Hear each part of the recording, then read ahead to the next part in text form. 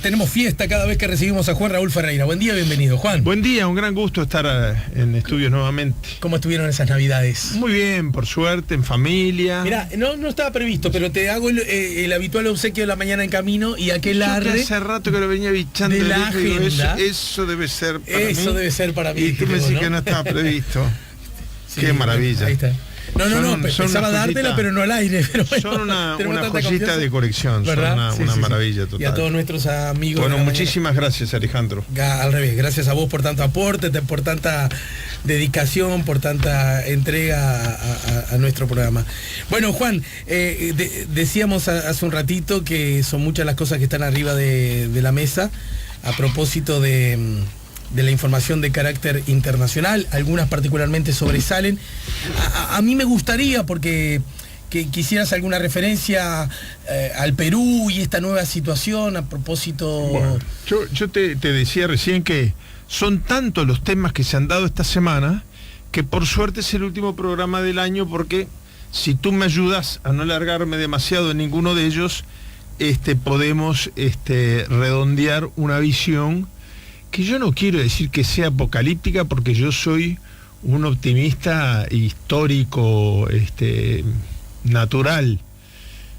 Quizás estos estertores, estas dolores de parto que se están sintiendo en todas partes del mundo puedan gestar alguna situación mejor. Pero las noticias de fin de año no pueden ser más... no pueden generar una sensación más grande de que uno desee que este año 2017 termine lo antes posible. Yo, en lo personal, con los problemas de salud, los problemas de todo tipo que he tenido... Igual te mantienes flaco, te digo, Juan Raúl. Sí, bueno, me alegro mucho. Razonablemente. Me alegro mucho porque estaba un poquito preocupado porque la balanza empezó a inclinarse un poquito a la derecha después de las despedidas del año, y eso es casi que inevitable. Bueno, inclinarse a la derecha parece ser moda en estos tiempos. Parece ser moda en estos tiempos. No, una cosa, porque si no después no la voy a decir. Hicimos un análisis muy bueno y muy positivo sobre la transparencia que tuvo el acto electoral en Chile. Este es un comentario de una frase nomás. Señalamos también la importancia que tenía cómo se dio la transición entre ganador y perdedor, etcétera, etcétera. Ahora, a 15 días de las elecciones de Chile, yo quiero agregar, no borrar con el codo lo que escribí con la mano, pero agregar lo siguiente. Decían cuando yo era chico en campaña: cómo andará la cañada que el gato la cruza al trote. Es decir, y en México hay una frase muy bonita porque lo divertido es que no rima. Ni tanto que quema el santo, ni tanto que no la alumbre. Claro. Originalmente yo me imagino que era distinta, pero así es en México hoy. A mí me llama la atención la impresión que ha causado que la presidenta de la República, cosa que me parece muy bien, haya llamado al candidato ganador, y que incluso al aire, por teléfono, con total naturalidad, hayan combinado para desayunar juntos al otro día a las 9 de la mañana. Me parece muy bien. Ahora, cuando yo veo la repercusión que tuvo eso, yo digo, si los problemas de gobernabilidad que vive el continente se arreglaran coordinando un desayuno por teléfono, sería muy fácil. Es decir, tampoco exageremos un gesto que tiene que ser algo natural. A eso estamos acostumbrados los uruguayos de toda la vida. Entonces, que haya sido la noticia que sacudió el mundo, que la presidenta dijo: oye, pues voy a las 9. No, cuidado, porque eso es lo normal. Lo que está mal es lo otro. Se entiende que no es una crítica, sino que me parece que la magnificación que se le dio, sobre todo en Uruguay, demuestra que nosotros andamos muy lejos de esas cosas. Me estabas preguntando por el Perú. Es muy triste lo que está ocurriendo en el Perú. Porque está arriba de la mesa, lo que está ocurriendo en el Perú, porque en realidad el presidente es sometido a una instancia sumaria que existe en la Constitución peruana, que es distinta del juicio que le está siguiendo la Suprema Corte de Justicia con un fiscal especial, y que es distinto de lo que sería el juicio político, que implica toda una formalidad más larga, etcétera, etcétera, etcétera. Esto era la destitución lisa y llana y la sustitución por el siguiente en la línea de sucesión. Y perdió por 10 votos. Perdió por 10 votos de gente que era de su partido.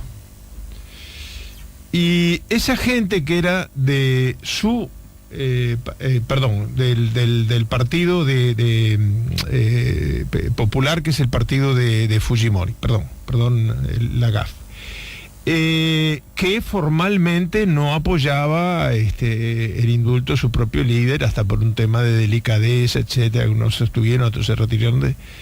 Ahora, esos 10 votos que al darse vuelta hicieron la diferencia, los 10 anunciaron a los medios de difusión que habían sido llamados desde el lugar donde se encuentra detenido pero internado al mismo tiempo el presidente Fujimori, quien les pidió que votaran en contra de la destitución de PPK, de Pedro Pablo Kuczynski. ¿Qué ocurre?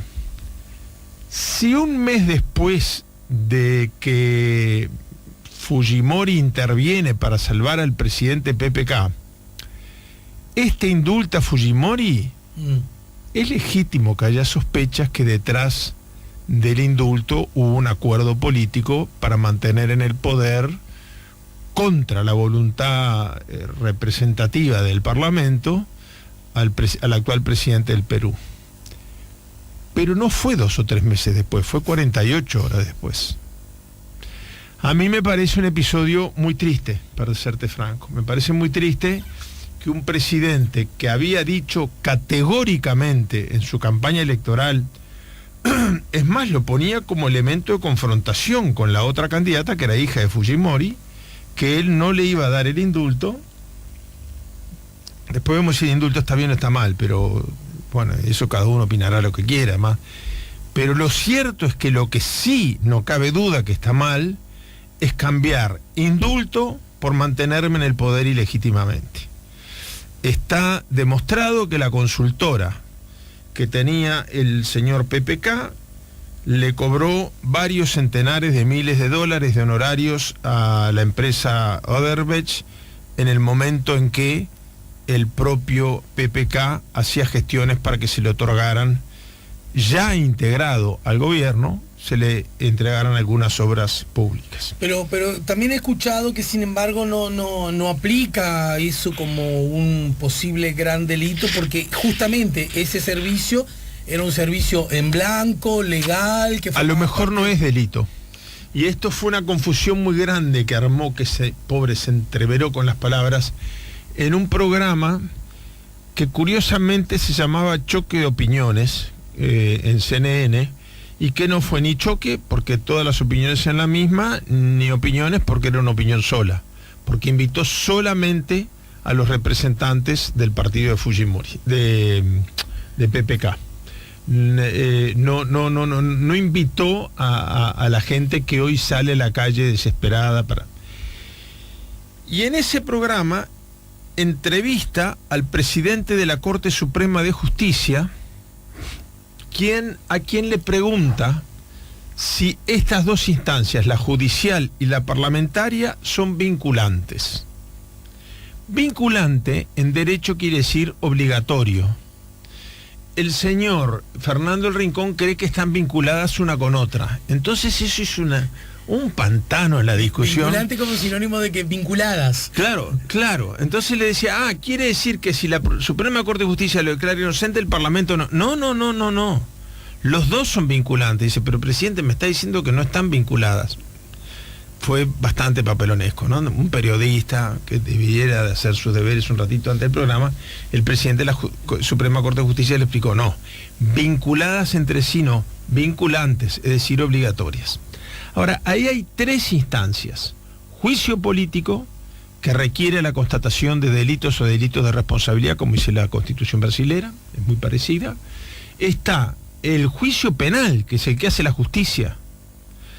Y está el procedimiento sumario, para el cual no tiene por qué existir delito.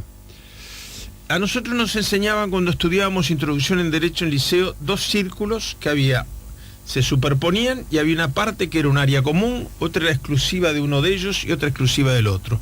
La moral y la ley.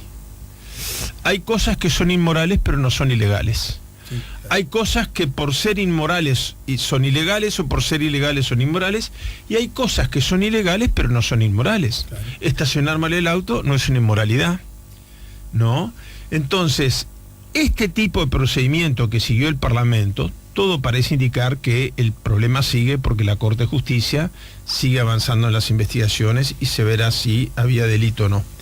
Pero para la instancia parlamentaria no era necesaria la comisión de un delito para la destitución. Bastaba con que se considerara inmoral la actuación.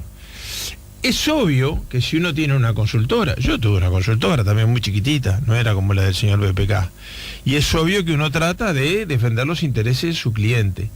El problema es que el límite ahí hay que definirlo muy bien entre las gestiones profesionales y el tráfico de influencia. El señor PPK, en un periodo en el cual su empresa recibe honorarios y él dice que no estaba en conocimiento, como se decía antes.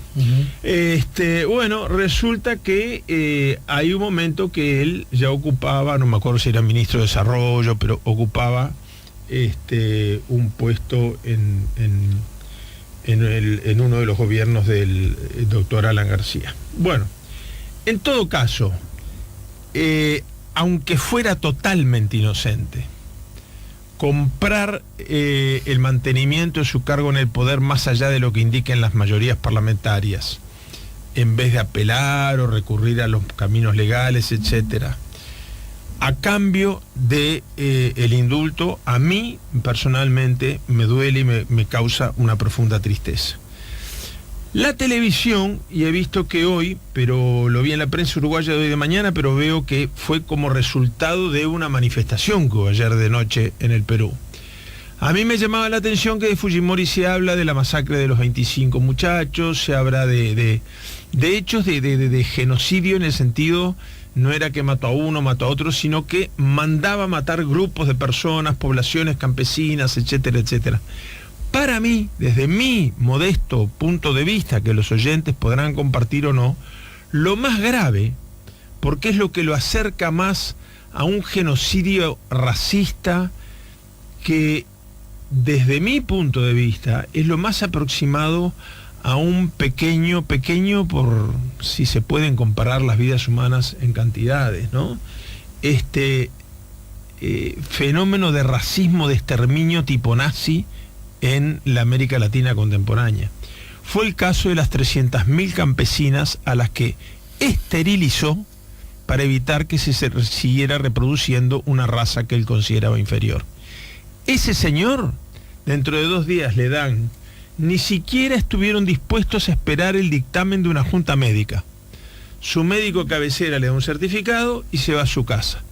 Yo sé que tiene sus años, pero Adolf Hess, que fue el único nazi que se rindió, 2 veces por falta de una, murió en la cárcel, ¿no? Es decir, yo creo que hay delitos, yo no soy partidario de las penas perpetuas, no soy partidario pero hay delitos que no se pueden absolver, primero porque la ley internacional no lo permite, son delitos de lesa humanidad, pero en segundo lugar, cuando ponen en riesgo, mucho tiempo después que esté muerto el señor Fujimori, seguirá viviendo el Perú la inestabilidad que ha generado esta situación. Hoy dice La Diaria, justamente en la dirección de lo que vos comentás, el presidente de Perú, Pedro Pablo Kuczynski, defendió su indulto al ex gobernante Alberto Fujimori, una decisión que provocó renuncias en el oficialismo, despertó la ira de la oposición antifujimorista y movilizó a decenas de personas en las calles.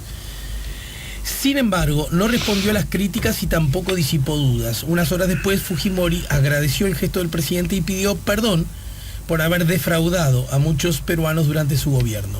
Para justificar el indulto, el presidente peruano dijo que los delitos cometidos por Fujimori fueron errores. Y La Diaria dice, sobre todo el estilo, se quedó corto. Dice Kuczynski, los que somos demócratas no nos podemos permitir que muera en la cárcel. Yo no quiero meterme en corral de ramas, porque yo entiendo si hay algo que me merece polémico, un respeto sí, así y del cual he sido muy severo conmigo mismo de emitir comentarios ante la muerte de una persona. No es el caso de Fujimori, que está vivito, ¿no? Ayer lo vimos, con delicada salud, pero vivo.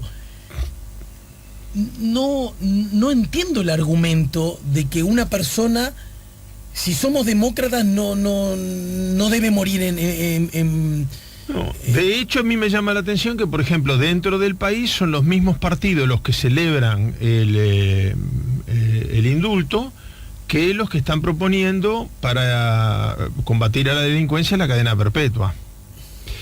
No, ya hay proyectos. Yo creo que tú estabas de viaje, no sé si estabas acá. Sí, estaba de viaje. Cuando se planteó el tema de la cadena perpetua implica que mueras en prisión, ¿no? La perpetua implica que mueras en prisión.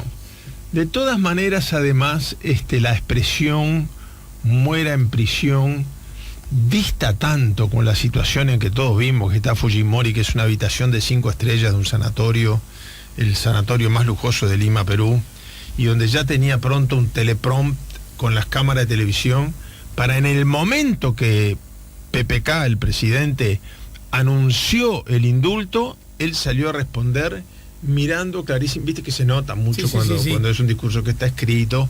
Además, la medición de cada palabra, evidentemente PPK le debe haber pedido que haya un pedido de disculpas por haber decepcionado. En el pedido de disculpas no incluyó haber pretendido exterminar de la población peruana a la población indígena, esterilizando 300.000 mujeres. No mencionó el tema. Pero bueno, después cada uno tendrá su opinión. Yo lo que creo es que se puede estar de acuerdo en que se le indulta, que no se le indulta, que no. Ahora, decir en la campaña electoral no indulto, y en la realidad política, cuando lo que está en juego es que lo están por destituir y necesita 10 votos, eso me parece que deteriora enormemente la credibilidad, la estabilidad y el equilibrio de otro país más en América Latina. Ya tenemos suficientes problemas. En Argentina los hemos visto estos últimos días, la popularidad, ese romance que se manifestó hace tan poco, el público argentino es muy volátil, ha cambiado drásticamente. En el Brasil, el 72% de los brasileros se opone a las políticas económicas del presidente Temer.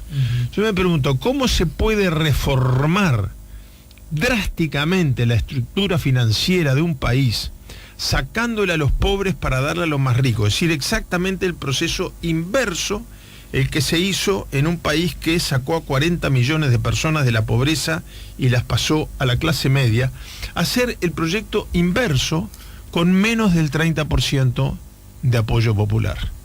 Y sin haber sido electo, y a los 3 días después de haber asumido el poder, haber sido denunciado por la Suprema Corte de Justicia de Brasil de haberse llevado 1.600 millones de dólares, hecho que él no niega, sino que simplemente trata de deslegitimar la prueba porque fue una grabación que le hizo un diputado y que él dice que no autorizó. Es decir, no dice, yo no cometí este delito. Dice, no, esa prueba no tiene andamiento en la justicia brasilera porque a mí no me avisaron que me estaban grabando. Bueno, es decir, estamos viviendo este clima de tremendos enfrentamientos en el proceso de consolidación de la paz en Colombia.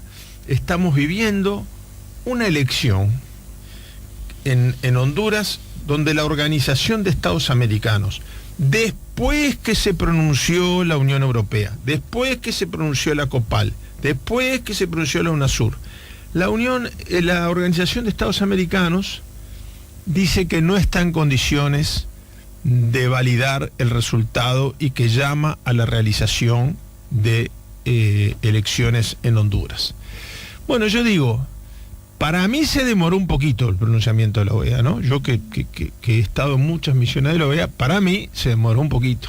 Se demoró un mes y pico después que estaban todas las urnas ya en el Supremo Tribunal Militar y después que ya las Fuerzas Armadas habían proclamado presidente a quien aparentemente queda al frente de la jefatura de Estado. Pero yo lo único que digo es, el informe de la OEA a mí me resulta impecable. Creo que para la gravedad que tiene y con el estilo que ha cultivado la OEA en otros casos y en otros países, debiera de ser más conocido. Es decir, se publicó, se dio una conferencia de prensa en Honduras, después se fue cada uno para su país, y ni en Washington, ni en la CNN, ni en la página web de la OEA, ni en las conferencias de prensa, ni en las declaraciones de Almagro, ni en nada, se habla más de una crítica al presidente Correa porque presenta un reclamo ante la OEA. ¿Te das cuenta de las garantías que tiene? Si llega el pedido y ya lo relajan todo. Hasta un video hicieron relajándolo. Bueno, se habla más de eso que de un país, que es Honduras, se declara que son inválidas las elecciones, lo que además es a ojos vistas. En ese momento en el resto del mundo ocurren también, Alejandro, cosas tremendas. Lo de las elecciones en Cataluña, más allá de los resultados, donde los grupos independentistas sacaron por primera vez en la historia bastante más escaños que los grupos españolistas. Han ido creciendo un 7% en el voto popular y más o menos un 3,5%, un 4% en los escaños parlamentarios. El Partido Popular, el partido del presidente Rajoy, el partido oficial, el partido que gobierna España, sacó 3 escaños. Tiene 3 diputados en el Parlamento catalán sobre un total de 135. Los independentistas tienen 70. Y es cierto que el partido más votado fue el Partido Ciudadanos, que tiene 35. Tiene la mitad, con el 34% de los votos, tiene la mitad de los legisladores que tienen los independentistas. Es una situación muy compleja. Yo estoy muy lejos de quererme meter en la interna española. Advierto simplemente, lo único que yo escribí en mis redes sociales es lo que siento, que es que la paz se negocia con el enemigo y no con el aliado. Entonces, estos resultados debieran de ser un llamamiento a los 2 líderes más importantes que tienen esto entre las manos, que son Carlos Puigdemont, el presidente y presidente electo de la Generalitat, y el presidente Rajoy. Creo que se impone un diálogo respetuoso dentro de la ley y la Constitución. Me preocupa la irascibilidad que hay. Yo esto no lo podría decir si siguiera en la institución de derechos humanos. Pero ayer, un español, que yo no conozco, probablemente sea catalán, en mis redes puso, ahora que ganaron los, ¿no? Y la defensora del pueblo, persona que yo quiero mucho, pero que no puedo ocultar que tiene una investidura muy importante.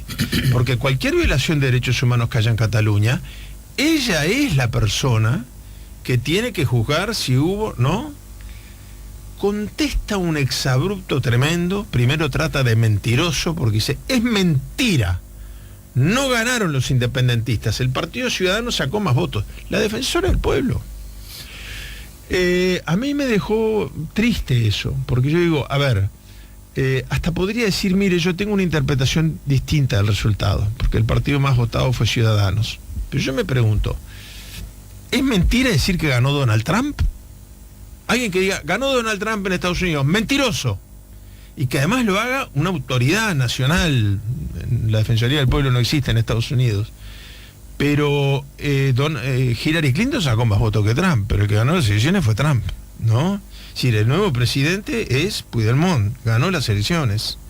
Ahora, si en el voto popular, porque en tal distrito mejoró y en el otro bajó, es absolutamente...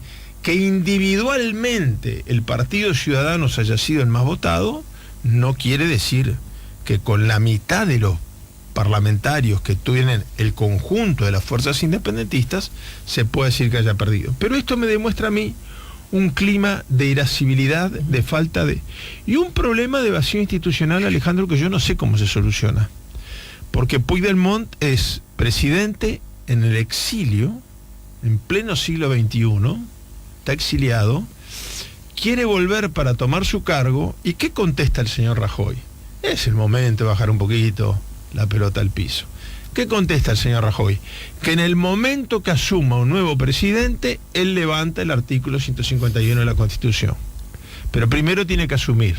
Ahora, para asumir, dicen las reglas del Parlamento catalán que tiene que mostrar sus credenciales.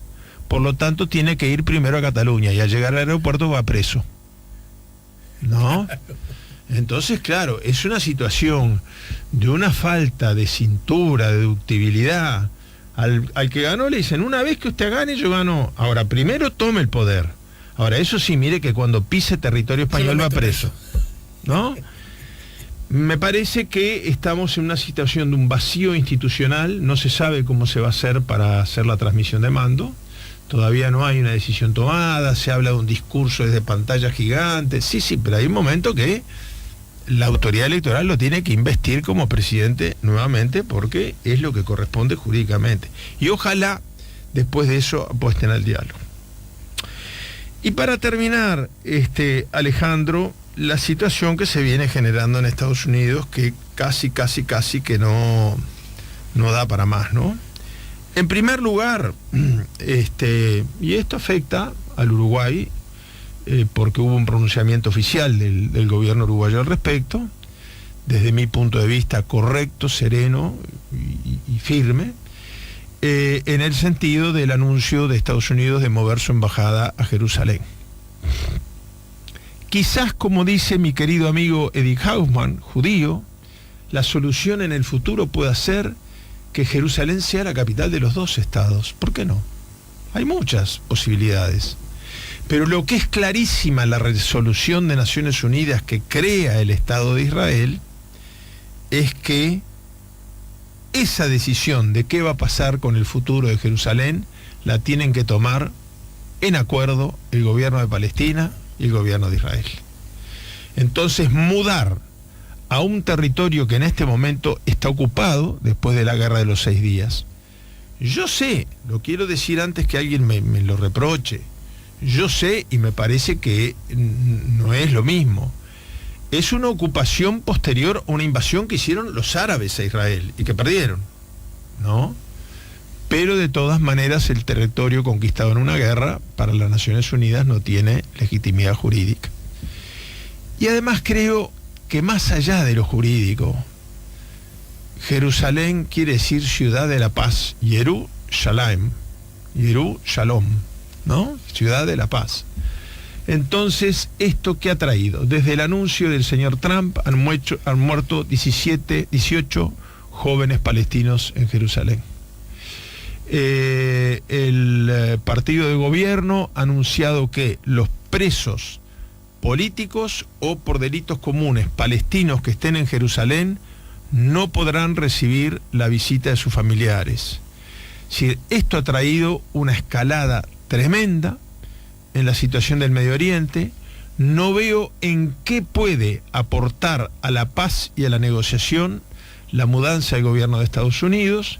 El gobierno uruguayo respondió con altura, con firmeza y de la única manera que puede responder un país pequeño que depende del imperio de la ley y de la solución pacífica de los conflictos. Dijo, no, repudiamos las declaraciones del presidente Trump y nos mantenemos firmes en que la solución final del conflicto de Jerusalén lo tienen que negociar ambos países. ¿Y cómo se sale de esto? Porque también alguien podría decir, bueno, a ver, mudar, incluso se ha dicho, mudar una embajada, hacerla nueva, todo eso lleva un tiempo. Probablemente un tiempo que incluso va más allá de del periodo presidencial. ¿No será esto un ki? Y ya lo dijo Trump. Yo en lo personal, pero no tengo ningún elemento de prueba objetiva, pero me parece muy obvio que Trump, si 48 horas antes había enganchado como seguidor y retuiteado en las redes sociales a un grupo neonazi perseguido por la justicia británica, al punto que por primera vez en la historia desde 1776 la primer ministro le manda una carta suspendiendo la visita que esta semana tenía que hacer Trump al Reino Unido y diciéndole en nombre de su majestad la reina que no es bienvenido. Ese es el nivel, el principal aliado estratégico de Estados Unidos en el mundo, el Reino Unido, no lo deja entrar. Prácticamente lo declara persona non grata. Y Trump enseguida dice, no, pero esto no es para ahora, lleva más de un gobierno. Entonces, ¿para qué hace este anuncio? Que lo que ha logrado es que la gente que se quiere congraciar con Estados Unidos, ya empezó las mudanzas. Ya salió el gobierno de Guatemala, y nada más ni nada menos que en el día de hoy o mañana se espera el anuncio del gobierno de Honduras, del gobierno ilegítimo, cuestionado por el fraude electoral de hace menos de un mes. Es el tercer país que va a mudar la embajada en Israel. ¿Esto le hace bien a Israel? No. Yo creo que no.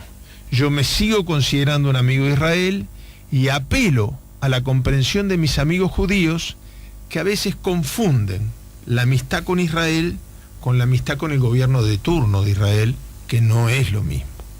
Y creo, dicho con todo respeto, que la respuesta de la embajadora de Israel en Uruguay, de tomarle el pelo y hacerle burla por televisión, imitando la voz y diciendo cosas bastante groseras sobre el canciller Nin, diciendo que le faltaba estudiar un poco, porque dijo lo que dice la ley internacional, dijo lo que dice las Naciones Unidas, que es la embajada de Israel, hasta que no haya un acuerdo entre las dos partes, es Tel Aviv. Y ella dice, yo creo que la embajada del Uruguay es en Salto, la voy a mudar a Salto. Me parece que es la segunda vez que el gobierno de Netanyahu, a través de su embajadora, nos falta el respeto como país. Y esto no cambia en nada mi consideración, mi cariño, mi solidaridad con el pueblo judío, con los ciudadanos uruguayos que son sobrevivientes del Holocausto, con quienes estuve celebrando su fiesta de Hanukkah, etc. Y yo aspiro, porque el Comité Central Israelita del Uruguay inmediatamente salió a respaldar al gobierno de Israel y a condenar al gobierno uruguayo. Me parece que ese no es el rol del Comité Central Israelita. El rol del Comité Central Israelita es representar a los judíos uruguayos.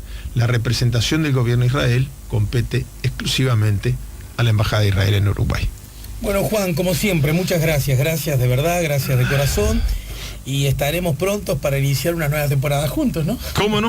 ¿Cómo no? ¿Cómo no? Bueno, ya no nos reencontramos hasta febrero, ¿no es así? Febrero, exactamente. Bueno, así espero que en alguna de las grabaciones que metas pongas alguna mía. Así me escucho. No, pero si estás vos siempre, que te voy a poner igual ahora en enero solo pasaremos música, ¿verdad? Solo música en enero. Sí, vamos a pasar solo música. Dale un pequeño descanso a la gente. Y en febrero te espero también por el velódromo, ¿no? Que siempre claro, y nunca vas. Bueno, yo ahí tengo un conflicto, lo encuentro un conflicto con mi hijo este año. El año pasado fui, al final fui solo porque mi hijo le encanta el carnaval, pero está con un acelere propio de su edad que nunca tiene tiempo. Entonces me dice, viejo, el jueves. Y el jueves tarde me llama y dice, me olvidé que era el cumpleaños del Lucho. Bueno, quiere decir que este año no lo espero. A lo mejor le encanta el carnaval, pero no quiere ir con el padre. Sí. Eso es muy duro lo que te digo. No, más que duro, es muy probable. Es muy probable. Bueno, muy feliz Navidad, muy feliz año 2018. Yo me imagino el 2017, más allá de los problemas de salud que tuve y todo, como un gran pozo donde los uruguayos tendremos que tirar todo lo que nos gusta y taparlo. Todo esto que está ocurriendo en el mundo está ocurriendo acá de una manera muy triste. El debate se ha transformado en una sucesión de agravios, descalificaciones. Para ganar una discusión yo tengo que insultar a mi adversario y demostrar que es un inepto, un incapaz y un inmoral. A ver, yo quiero, capaz que está mal, si tú me dejas, Alejandro, terminar el programa reconociendo que hay un uruguayo, yo no lo conozco mucho, no soy amigo de él, me honraría mucho serlo, pero no lo conozco, lo he visto 3, 4 veces, pero quien fuera ministro de Economía, Fernando, perdón, se me trancó la cabeza, que fue procesado. Que fue procesado junto con Caloya, para que me... Ahora en... Sí. Lorenzo. Fernando Lorenzo, perdón, Fernando, por el lapsus, pero son unos añitos que a uno se le viene encima. Fernando Lorenzo fue absuelto. En nuestro régimen jurídico, absolución y sobreseimiento son cosas distintas. Sobreseimiento terminó el juicio y no se pudo terminar de probar lo que se presumía como semiplena prueba. Absolución quedó demostrado que no era culpable, que era inocente. Y yo me pregunto, con las primeras páginas y las manifestaciones acusándolo de corrupto y de ladrón que hubo durante todo yo me imagino lo que habrá sido para esa familia que su absolución haya merecido medio renglón en cada diario. Creo que todas esas prácticas, vengan del partido que vengan y vayan dirigido al partido que vayan dirigido, las tenemos que echar en el pozo del 2007, mucha tierra arriba, y arrancar el 2018 con otra pata. Muchas gracias, Juan, y feliz arranque del nuevo año, ¿sí? Muchas gracias. Ya volvemos con La Mañana en Camino.